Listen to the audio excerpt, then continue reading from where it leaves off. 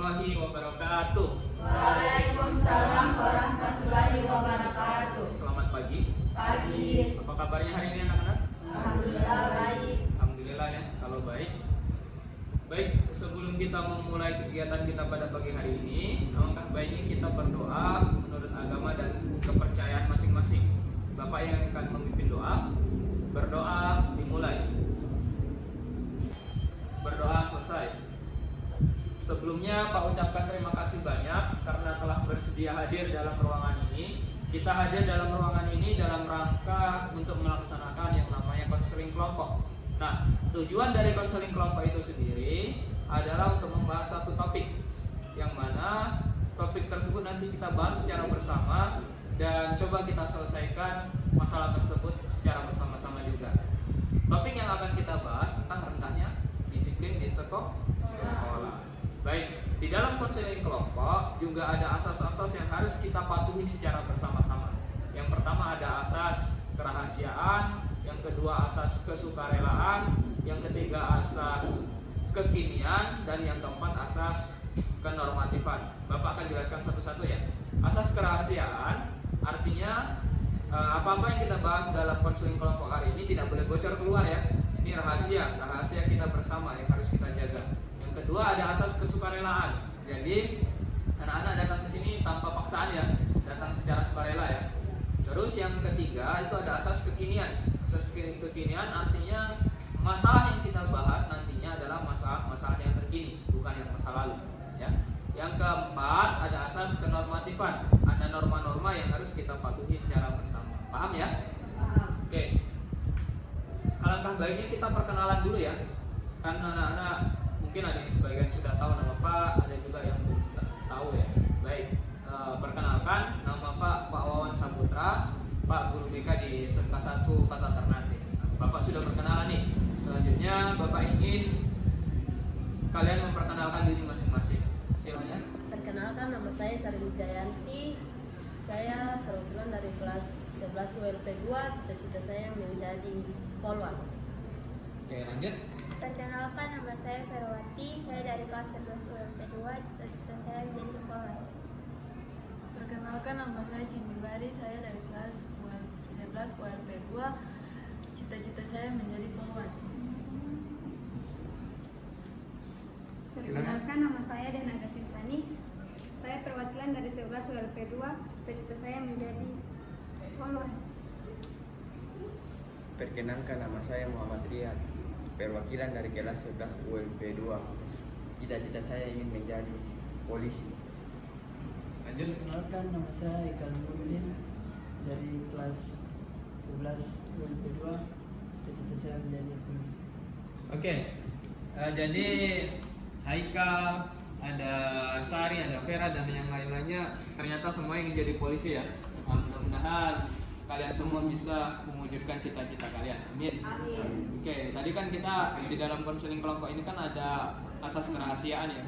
Jadi ini sifatnya sangat rahasia nanti. Ini nggak boleh bocor. Jadi kan nanti kita mungkin ada masalah pribadi yang kita bahas. Jadi masalah teman-temannya itu nggak boleh bocor ya. Untuk lebih meyakinkan lagi, kita berikrar ya. Oke, silahkan tangannya diletakkan di pundaknya. Ikuti kata-kata Pak ya. Bisa? Saya sebutkan namanya. Saya Denaga. Nah, saya Sari. Saya Denaga. dengan ini menyatakan bahwa Dengan ini menyatakan bahwa saya sanggup dan menerima, saya sanggup dan menerima, menyimpan dan memelihara, menyimpan dan memelihara, menjaga dan merahasiakan, menjaga dan merahasiakan, yaitu yaitu data atau keterangan data atau keterangan yang tidak boleh yang tidak boleh dan tidak layak diketahui orang. dan tidak layak diketahui orang. Oke. Kita tadi sudah berikrar ya, artinya kita sudah berjanji bahwa ini adalah rahasia yang kita bahas dalam konseling kelompok kali ini adalah rahasia, jadi tidak boleh bocor ya. Paham ya anak-anak ya? Paham. Siap untuk mengikuti kegiatan konseling kelompok pada pagi hari ini? Siap. Oke, kalau siap, Pak lihat masih agak sedikit lesu ya, masih agak sedikit lesu supaya lebih semangat. Pak ada permainan ya. Pak, Tepuk 3. Tepuk 5. 5. Berapa orang yang salah? Oke. Satu kali lagi ya supaya lebih konsentrasi ya. 2.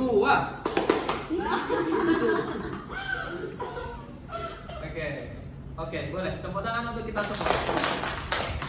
Ini sudah lebih ceria lagi ya, sudah lebih semangat. Oke, Pak akan menjelaskan tahap-tahap dalam melaksanakan konseling kelompok. Ya, tahap yang pertama ada tahap pembukaan. Tadi sudah kita lalui ya, perkenalan, berdoa dan lain-lain. Tahap yang kedua ada tahap peralihan. Tahap peralihan itu jembatan ada antara tahap pembukaan dan tahap inti. Dan tahap yang ketiga yang paling penting itu ada tahap inti. Nah, di mana nanti di tahap inti ini kita akan membahas ya. Kita akan membahas masalah, terutama masalah kalian ya. Dan coba kita selesaikan secara bersama-sama. Dan terakhir ada tahap pengakhiran, tahap akhir. Nanti di tahap akhir ada penutup dan lain sebagainya. Baik, Pak akan menjelaskan juga tugas dan tanggung jawab kalian. Tugas dan tanggung jawab kalian, yang pertama kalian harus aktif dalam berdiskusi. Yang kedua, berani menyampaikan pendapat. Dan ketiga itu tidak usah malu-malu dalam mengungkapkan masalahnya. Bisa ya? Paham tentang tugas dan tanggung jawab kalian? Oke, kalau paham, kita langsung saja masuk dalam kegiatan inti. Nah, pada kegiatan kali ini kita akan membahas tentang rendahnya kedisiplinan di sekolah. Jadi, Pak ingin mendengar nih masalah-masalah yang kalian hadapi tentang rendahnya kedisiplinan di sekolah. Nanti silakan satu-satu ya, satu-satu dari kalian mengungkapkan masalahnya ya, mengenai kedisiplinan yang ada terkhususnya di sekolah yang kalian alami. Bisa dimengerti? Oke, silakan dari Sari mungkin bisa menjelaskan. Saya jarang masuk dalam kelas. Saya telat bangun pagi, saya tidak bisa ke sekolah. Telat bangun pagi sehingga tidak bisa ke sekolah. Saya sering alfa di kelas. Oh, sering alfa. Jadi sering tidak masuk sekolah ya. Oke, silakan. Saya sering terlambat sehingga tidak bisa masuk di kelas. Oke. Bangun terlambat. Oke. Karena terlambat. Silakan, Haikal. Kamu juga bangun terlambat juga. Oke, Pak sudah mendengar nih masalah-masalah tentang kedisiplinan yang kalian hadapi di sekolah. Nah, Pak ingin tahu kira-kira akibat yang kalian timbulkan dari kalian melakukan pelanggaran kedisiplinan itu apa? Akibatnya apa kira-kira? Boleh? Ungkapkan pendapatnya? Ya, mendapatkan nilai yang jelek. Terus yang lain, kehadiran kurang bagus. Yang lain apa? Kehadiran kurang bagus, dapat nilainya jelek ya. Terus, oke, Bapak akan menyimpulkan ya. Jadi kalau kalian punya kedisiplinan yang rendah di sekolah, otomatis itu akan mempengaruhi ada pengaruh negatif untuk diri kalian ya. Pengaruh negatifnya itu nanti kalian tidak bisa mengikuti pelajaran, kalian bisa terlambat mengikuti pelajaran, nilai rapotnya jelek, atau yang lebih parahnya nanti bisa tidak naik kelas seperti itu ya. Nah, cara kalian untuk memecahkan masalah tersebut, kira-kira solusinya apa? Yang berubah supaya bisa menjadi lebih baik dari Jangan tidur terlalu ya, jangan tidur terlalu larut malam. Yang lainnya bagaimana? Kita kan tidak bisa menyelesaikan masalah kalian semuanya ya. Kita pilih salah satu dulu. Kira-kira yang mau kita selesaikan dalam konseling kelompok kali ini masalahnya siapa? Sari. Ya, masalahnya Sari ya. Sari bersedia ya untuk kita bantu selesaikan masalahnya. Di dalam bimbingan konseling itu ada satu teknik namanya teknik self management. Teknik manajemen diri. Teknik manajemen diri itu bagaimana nanti kalian bisa manajemen diri kalian, yang outputnya hasilnya itu merubah tingkah laku kalian. Tingkah laku yang tadinya kurang baik itu menjadi lebih baik. Ya. Di dalam self monitoring ini, monitoring diri ini, itu ada Pak ingin lihat kegiatan kalian dari bangun tidur sampai tidur lagi. Silahkan ditulis ya.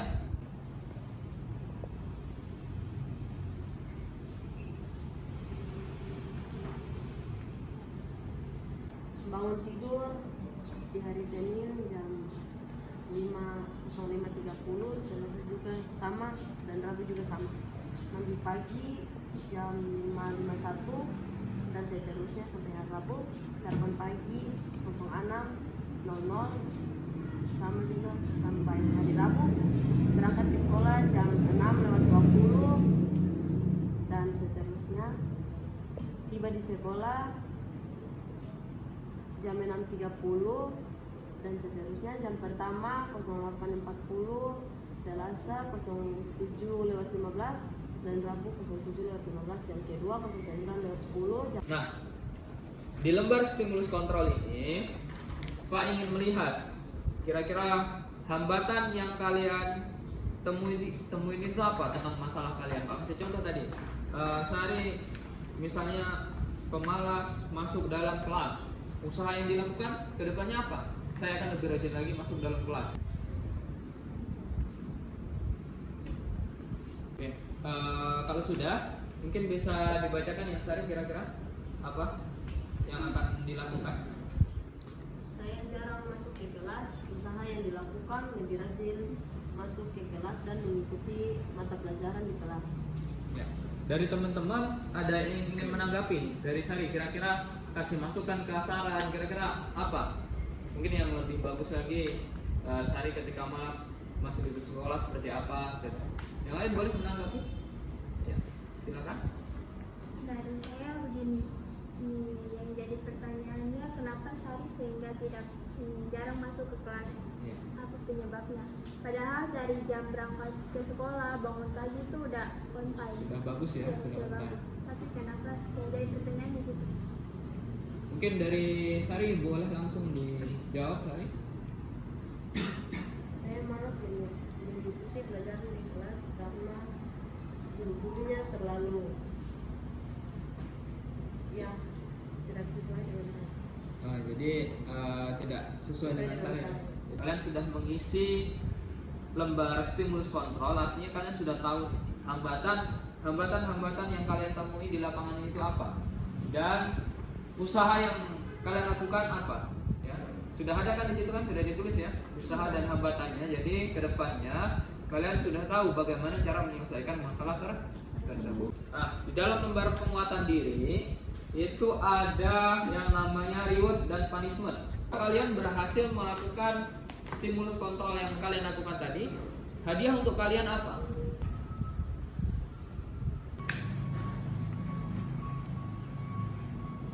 Hadiah atau reward: 1. Nilai di rapot bagus. 2. Bisa pergi jalan-jalan. 3. Uang jajan bertambah. 4. Kehadiran di dalam kelas bagus. Hukuman atau punishment: nilai di rapot jelek, gak bisa pergi jalan-jalan, uang jajan berkurang, kehadiran jelek. Oke. Kali ini kita membahas tentang masalahnya Sari ya, yaitu tentang dia malas ketika masuk dalam kelas. Tapi tadi kita sudah melihat juga usahanya, dia sudah sadar dia akan rajin untuk masuk ke dalam kelas, dan juga dia sudah memberikan reward, penghargaan untuk dirinya sendiri apabila dia berhasil melakukan perubahan yang dilakukan. Itu ada hadiah untuk dirinya sendiri, dan juga apabila dia tidak berhasil itu ada hukuman yang akan dia terima. Nah, Pak harap di sini yang berubah bukan hanya Sari saja, tapi semuanya harus berubah. Tadi kan kita khusus membahas masalahnya Sari. Ya, kita tahu insya Allah habis setelah melakukan konseling kelompok ini Sari bisa berubah, tapi bukan hanya Sari, semuanya harus bisa berubah ya, terutama berubah ke arah lebih baik, terutama tentang tingkah laku. Kita sudah hari ini sudah melakukan konseling kelompok dengan teknik self management seperti itu ya. Oke, dan kita akan segera kita akhiri. Sebelum Pak mengakhiri kegiatan kita, Pak ingin mendengar nih kira-kira kesan-kesan setelah kalian mengikuti kegiatan konseling kelompok ini apa? Di sini kami dapat merubah diri dan tingkah laku supaya bisa menjadi lebih baik dari sebelumnya.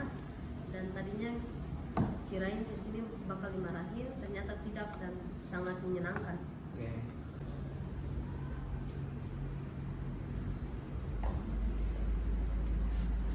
Kita sudah melakukan kegiatan konseling kelompok pada pagi hari ini. Harapannya sekali lagi Pak tegaskan, setelah kalian mengikuti kegiatan ini ada perubahan dalam diri kalian yang tadinya itu malas masuk ke sekolah jadi rajin, yang tadinya sering terlambat ke sekolah ketika pagi itu jadi tidak terlambat lagi ya. Sekali lagi Pak ucapkan terima kasih banyak atas waktu dan kehadirannya. Pak akhiri bila terpulih daya. Wassalamualaikum warahmatullahi wabarakatuh. Waalaikumsalam.